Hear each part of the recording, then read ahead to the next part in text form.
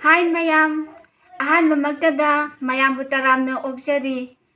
Hanagumna ngasisu channel asina seireng puduna lakjari. Ibagi lamda nauna machin tumkhalagliba aigi upwasidagi seireng ahumkhak mayamda khudol tamhanjage. Upwasina iba wahai wata yamna phajai mayamsu amuktang taminasi.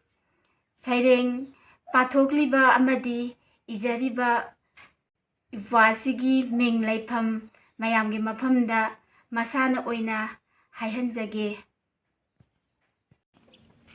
Aigi ming BISHAN LUWANG ai lamlai awang lekai dagini. Aigi ahanba seirengi maming maithibagi igunje. Ai gumba kaya lairambana makhoina mamai pakcharibani.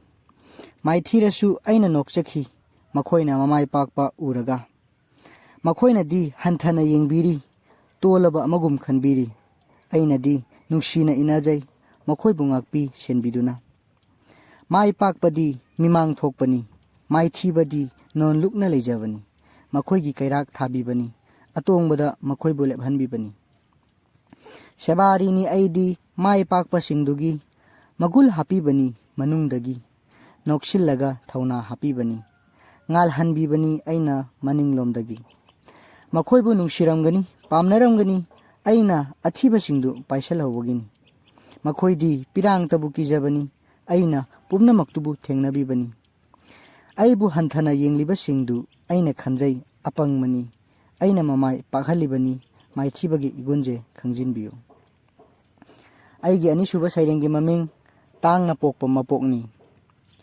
Thajadaba thaudokna thallaba loinaidraba warina leitengliba paukhum phangdriba paukhongum challi tattana punsisida hairi tattana thamoisida korona mayum changlamdai chanaraba marupsing kainabagum tanglaba nungairaba punsise amuk setna khainarakani ko thenglaba ahingi amambada thawan michakna tarang nganbagum piklaba thawai kayasu mikup khragi nganjari tasengna amakpa yaudana marak leiteng oina yetlari thatlari tanarakli palefam khangdraba leichilgum tamthiba saklon kayana kaidongpham chaktafam khenajarabasu leisatfam leinam manadrabasu malem sigi nungsiraba marupni lengli paliba khudingma taibang kumaigidamak khongdarakhibani kaina khigadaba ngaktani aikhoi harau tayamna leiminasi nungsi chanana hingminasi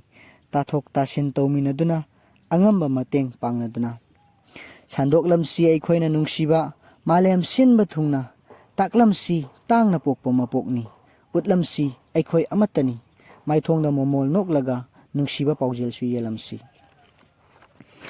aigi mathangi seirengi maming manbane natte harauna nokpa manbane natte dandigi minokni uriba noklakata leiba uramgani tuminna taithokchabani pirangdo nungsiba wahaigum takhibado aina waraukraba thamoidugi launambani chatminnaba malambani lambise mayani toramlibase phampaksida naknari boita khalui punsisiga tamnaramle thamoiga wakhalgadi khujengdi paloinana chatminnarakhi yengsilubada oirami asaba murti sangjinbirami machu naidraba thamoisida kokhigadra khanna taithoklabasu mutnaidare